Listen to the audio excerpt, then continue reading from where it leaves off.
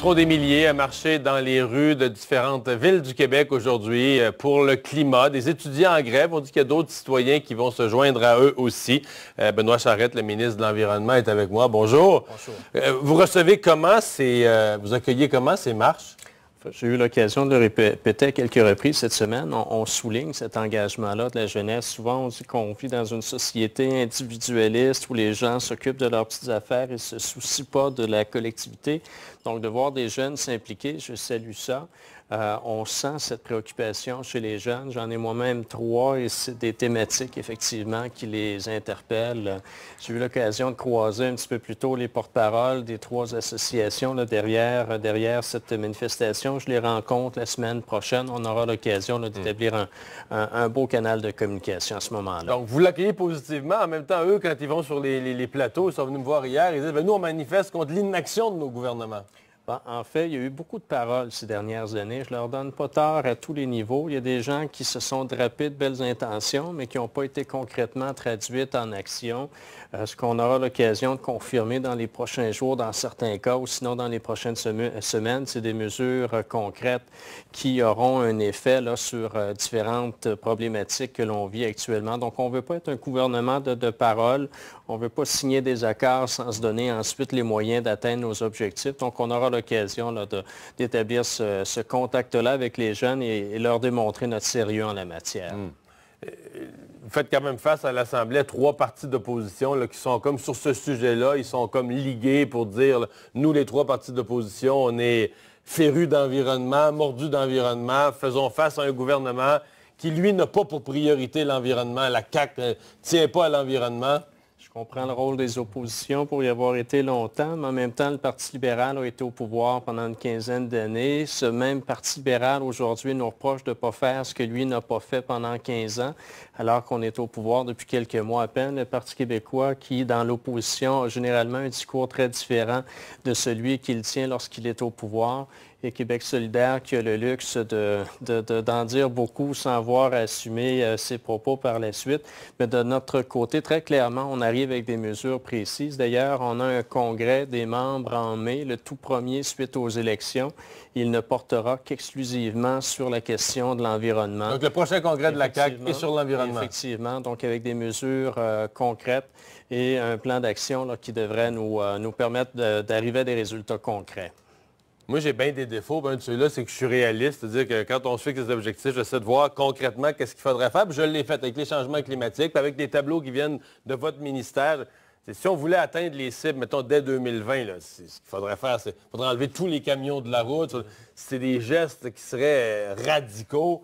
Avez-vous l'impression, par exemple, que les jeunes, que les étudiants, ils sont à la fois bien conscients et bien informés de quoi on parle exactement? C'est facile de dire qu'il faut s'occuper de la planète, il faut s'occuper du climat, mais...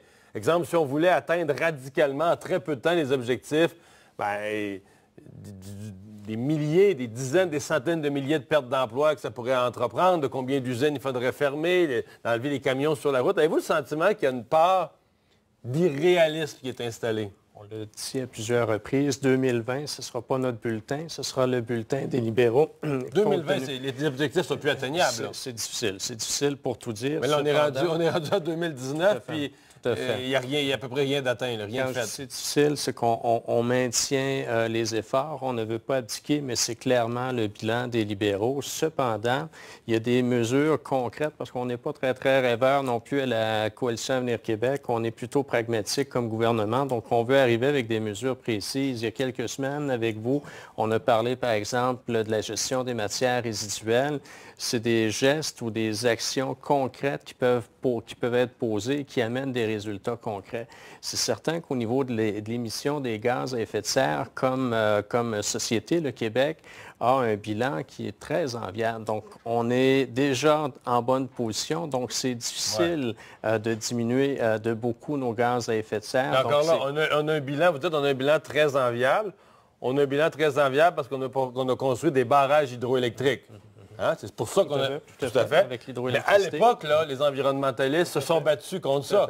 Si on avait écouté les environnementalistes, aujourd'hui, on aurait un bilan bien pire en matière de changement climatique parce qu'ils disaient il ne faut pas harnacher ces rivières, il ne faut pas inonder ces zones, il ne faut pas bâtir ces barrages. Et ça me fait sourire parce qu'aujourd'hui, j'ai des gens qui me disent au quotidien, là, il faut arrêter l'hydroélectricité, il faut aller vers l'éolien, mais j'ai des gens en même temps qui me disent non, non, pas l'éolien parce qu'on ne veut pas que ce soit dans notre cours. Donc, c'est un domaine qui est difficile. On peut difficilement rallier tout le monde, mais au final, il faut avoir des gestes concrets qui nous amènent aussi à mieux s'occuper de notre environnement, notamment par la qualité de notre air, la qualité de notre eau.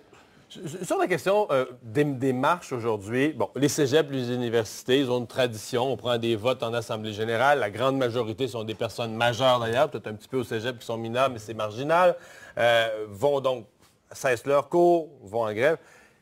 Qu'est-ce que vous pensez des écoles primaires et secondaires? Là, la Commission scolaire de Montréal, on a même suspendu officiellement les cours dans un certain nombre d'écoles. Moi, j'ai des témoignages de parents qui ne sont pas à l'aise avec ça, qui disent nos jeunes, on les envoie à l'école, c'est pas pour qu'ils partent dans une manifestation. Québec solidaire encore ce matin. Québec solidaire encourage les jeunes des écoles primaires et secondaires à ne pas aller à l'école, les directions d'école à les laisser aller. Oublions cégep université. Là. Chez ceux qui sont des mineurs primaires, secondaires, on va à l'école ou on manifeste? Parfait, vous l'avez dit, on parle d'une clientèle beaucoup plus jeune. Ça implique un degré de responsabilité plus important. Donc, je serais très mal avisé si j'encourageais effectivement les écoles primaires à fermer sans préavis, sans encadrement particulier. Moi, je suis de la Rive-Nord de Montréal, comté de Deux-Montagnes. J'ai une petite fille au primaire, un garçon au secondaire et je vous confirme qu'ils sont à l'école et que les écoles sont ouvertes aujourd'hui. Ça nécessite un degré d'encadrement nettement plus important et ça ne peut pas se faire sur un coup de tête lorsqu'on parle d'une clientèle aussi jeune. Monsieur le ministre, merci d'avoir été là. Un réel plaisir. Au revoir.